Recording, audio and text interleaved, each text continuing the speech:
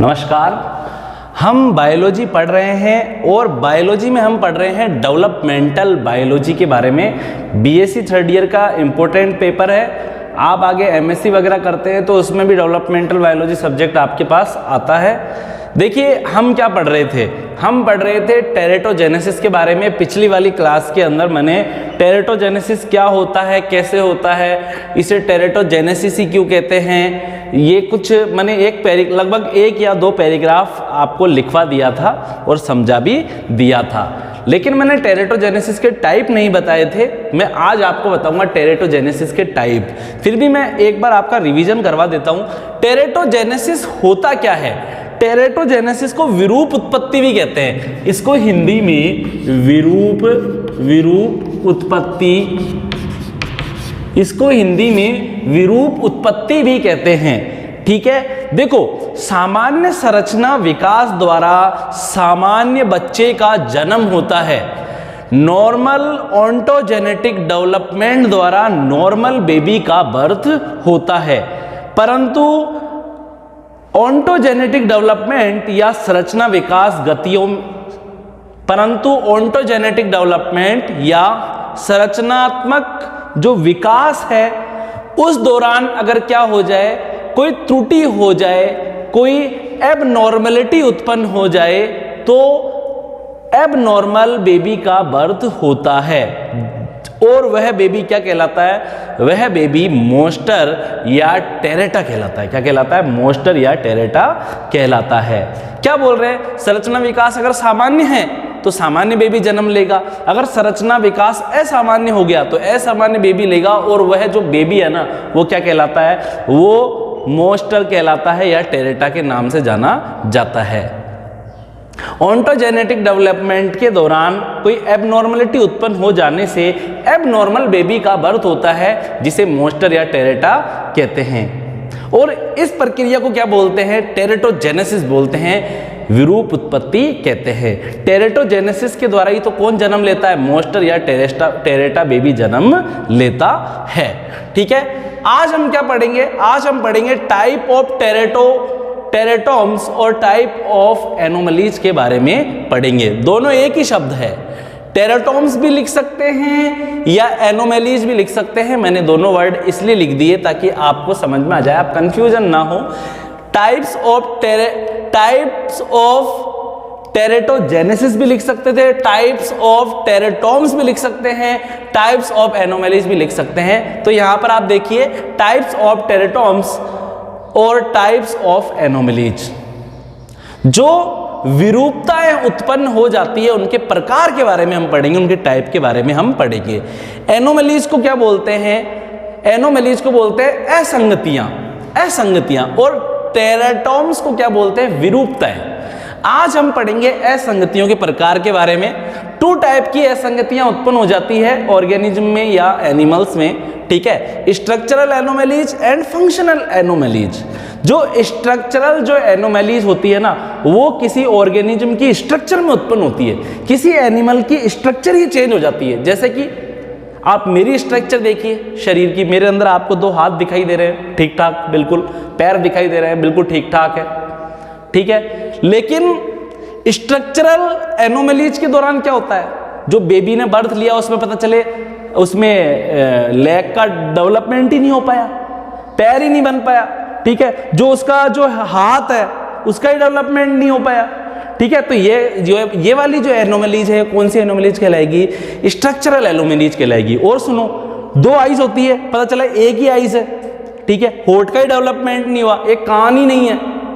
सारी की सारी कौन सी एनोमलीज कहलाएगी? स्ट्रक्चरल एनोमलीज कहलाएगी। लेकिन फंक्शनल एनोमलीज कौन सी होती है? फंक्शनल एनोमलीज को कार्यात्मक असंगतियां भी बोलते हैं। और जो कार्यात्मक असंगतियां होती है बाहर से दिखाई नहीं देती है। आपने किसी व्यक्ति को देखा, मंदिर के बाहर कोई व्यक्ति बैठा था, माना कि आपने देखा उसका पैर नहीं है, मतलब ऐसा लगता है कि जब वो पैदा हुआ था तो उसके पैर नहीं था।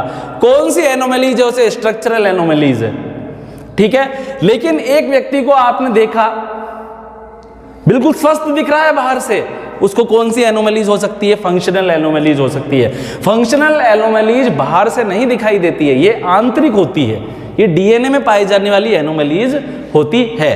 और इसके दौरान क्या होता है, इस दौरान तो संरचना में परिवर्तन हो जाता है किसी भी जीव की, और फंक्शनल एनोमलीज में किसी भी जीव के फंक्शन में ही चेंज हो जाता है, उसके जो कार्य प्रणाली है उसमें चेंज हो जाता है। जैसे कोई एंजाइम ही नहीं बन पाता है, जैसे कोई हार्मोन ही नहीं बन पाता है, तो उससे शरीर में क्या हो जाते हैं, रोग उत्पन्न हो जाते हैं। देखिए सबसे पहले फर्स्ट नंबर स्ट्रक्चरल एनोमलीज के बारे में। इसे क्या बोलते हैं हिंदी में, संरचनात्मक असंगतियां भी कहते हैं।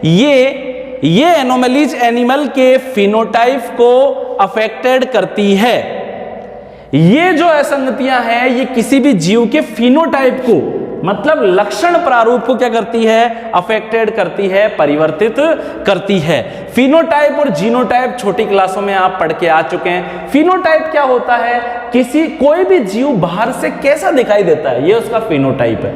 क्या है ये उसका फिनोटाइप है। आज मैं खड़ा हूं आपके सामने, चाहे मैं लंबा हूं, चाहे मैं छोटा हूं, चाहे मैं पतला हूं, चाहे मैं मोटा हूं, वो मेरा क्या है, फिनोटाइप है। क्या है वो मेरा फिनोटाइप है। जीनोटाइप क्या होता है, जो मेरा आनुवंशिक संगठन है, कि मेरे अंदर एक्स क्रोमोसोम पाया जा रहा है, एक वाई क्रोमोसोम भी पाया जा रहा है, और 44 कौन से पाए जा रहे हैं, एलोसोम भी पाए जा रहे हैं। ये मेरे कौन सा संगठन है, ये मेरा है जीनोटाइप। कौन सा है, अनुवांशिकीय संगठन है जीनोटाइप।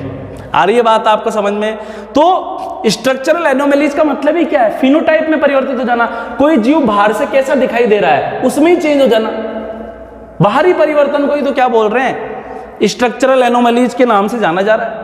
फिनोटाइप में चेंज जीनोटाइप में चेंज के कारण होता है। लेकिन एक बात हमेशा ध्यान रखें आप, जो संरचनात्मक असंगतियां हैं या जो किसी जीव की जो संरचना में परिवर्तन हो रहा है वो किस में परिवर्तन के कारण हो रहा है, वो जीनीय संरचना में परिवर्तन के कारण ही हो रहा है। फिनोटाइप में परिवर्तन हमेशा जीनोटाइप में परिवर्तन के द्वारा ही होता है। लक्षण प्रारूप में हमेशा परिवर्तन जीन प्रारूप में परिवर्तन के द्वारा ही उत्पन्न होता है। लेकिन कभी कभी कई बार क्या होता है, कुछ अदर रीजन से भी एनिमल के फॉर्म में चेंज आ जाता है। लेकिन कभी कभी कुछ दूसरे कारणों से भी किसी जीव के स्वरूप में क्या आ जाता है, चेंज आ जाता है, परिवर्तन आ जाता है। जैसे कि कोई नशीली दवाओं का सेवन कर रही है गर्भवती माता, ठीक है, या कोई इंजेक्शन लगवाया और वो साइड इफेक्ट कर गया, तो वो बच्चे के अंदर साइड इफेक्ट से क्या हो जाएगा, बच्चे में स्ट्रक्चरल एनोमलीज उत्पन्न हो सकती है।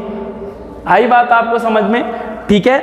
एग्जाम्पल देखिए आप इसके, खूब एग्जाम्पल भरे पड़े किताबों के अंदर, लेकिन हम केवल 4-5 एग्जाम्पल के बारे में पढ़ेंगे।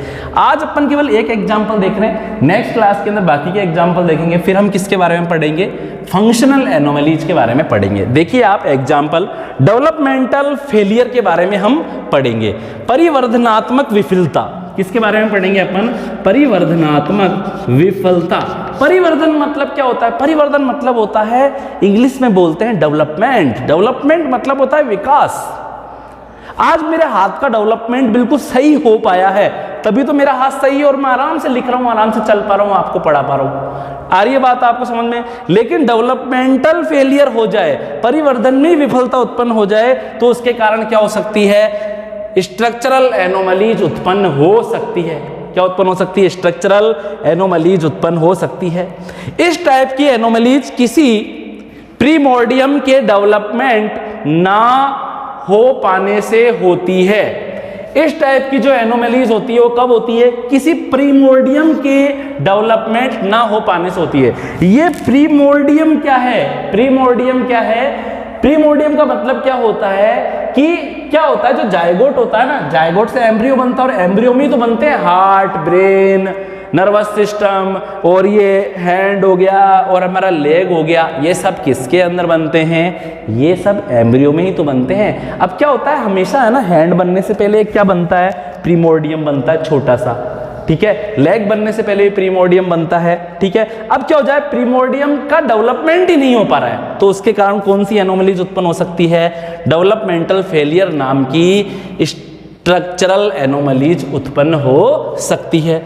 यदि कोई अंग इनकम्प्लीट रह जाता है, कोई शरीर का अंग है, कोई ऑर्गन है, इनकम्प्लीट रह गया, बना तो है लेकिन पूरा नहीं बना, आधा अधूरा बना है, तो या उसका डेवलपमेंट ही नहीं हो पाता है।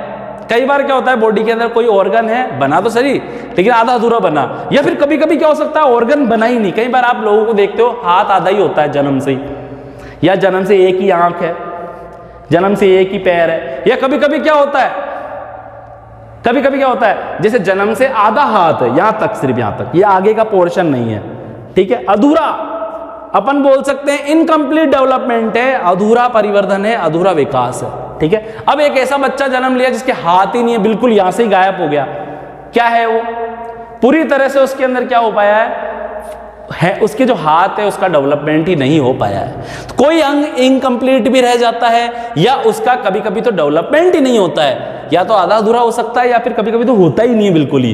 कई बार आर्म और लेग का डेवलपमेंट ही नहीं हो पाता है, ना तो हाथ होते हैं बच्चे में, ना पैर होते हैं, ना तो आर्म होती है, ना तो उसकी भुजाएं होती है, ना ही उसके लेग होते हैं। किसी अपेंडेज का डेवलपमेंट ना होने को एमिलस कहते हैं। क्या कहते हैं? अपेंडेज क्या होता है? उपांग। छोटी कक्षाओं में आपने पढ़ा होगा, दो टाइप का स्केलेटन होता है, एक्सियल स्केलेटन बीच वाला होता है, और जो चारों तरफ से जो स्केलेटन निकला हुआ है ना, वो एपेंडिकुलर स्केलेटन होता है। उपांग बनते हैं उससे। क्या बनते हैं? उपांग। उपांग मतलब क्या होता है? हमारी मेन बॉडी के अतिरिक्त जो भी बाहर निकला हुआ है उसे क्या बोलते हैं? उपांग बोलते हैं। मेन बॉडी क्या है हमारा? ये वाला जो पार्ट है ना, ये हमारी क्या है? मेन बॉडी है। बाकी जो हाथ है, जो पैर है, वो तो बाहर निकली हुई अतिवृद्धियां हैं बच्चों, अपेंडेज है वो। क्या है वो?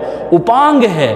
ठीक है। अगर किसी अपेंडेज का डेवलपमेंट ना हो, जैसे हाथ का डेवलपमेंट ना हो, पैर का डेवलपमेंट ना हो, तो इसे एमिलस कहते हैं। क्या कहते हैं? इसे एमिलस कहते हैं। तथा इनकम्प्लीट का डेवलपमेंट होने पर उसे क्या बोलते हैं? हेमिलस कहते हैं। क्या कहते हैं? हेमिलस कहते हैं। अगर कोई अपेंडेज का डेवलपमेंट ही नहीं हो, बिल्कुल ही सपाचट हो चुका है, मामला है ही नहीं कुछ जन्म से ही बच्चे के अंदर हाथ पैर, तो उसको क्या बोलते हैं? एमिलस बोलते हैं। लेकिन अगर पाया जा रहा है, लेकिन आधा अधूरा पाया जा रहा है, तो उसको क्या बोलते हैं? हेमिलस के नाम से जाना जाता है। किसके नाम से जाना जाता है? हेमिलस के नाम से जाना जाता है। डायग्राम में आप देख लीजिए, आपको बिल्कुल समझ में आ जाएगा। देखिए आप ध्यानपूर्वक, यहां पर एक अच्छे से बेबी ने जन्म लिया है, ठीक है। अब यहां पर देखिए, इस बेबी के अंदर आर्म तो पाए जा रहे हैं, लेकिन पूरे नहीं पाए जा रहे हैं। तो जब इनकम्प्लीट ऑर्गन पाए जाते हैं, या क्या बोल रहा है, अपेंडेज का डेवलपमेंट क्या हो? इनकम्प्लीट हो, तो उसे क्या बोलते हैं? हेमिलस बोलते हैं। इसके आर्म में हेमिलस है, इनकम्प्लीट है ये। क्या है ये? आर्म इनकम्प्लीट है, जिसे क्या बोलेंगे? आर्म, हेमिलस इन आर्म कहेंगे, ठीक है। लेकिन जो इसके लेग है ना, लेग तो बिल्कुल निकले ही नहीं भैया, उत्पन्न ही नहीं हुए लेग, तो ये क्या है? एमिलस इन लिम्ब है। क्या है ये? एमिलस इन लिम्ब है। तो आई होप जो मैंने आपको पढ़ाया है वो आपको समझ में आ गया होगा। नेक्स्ट क्लास के अंदर हम नेक्स्ट कुछ 2-4 जो और बची है स्ट्रक्चरल एनोमलीज, उसके बारे में पढ़ेंगे। फिर हम पढ़ेंगे फंक्शनल एनोमलीज के बारे में। सभी नोट्स बनाइए, वीडियो को देखिए। आप देखते नहीं है, फिर बोलते हैं हमने एक बच्चे नहीं देखा, 2 ने देखा। रोज देखिए आप, रोज हाथों हाथ नोट्स बनाइए।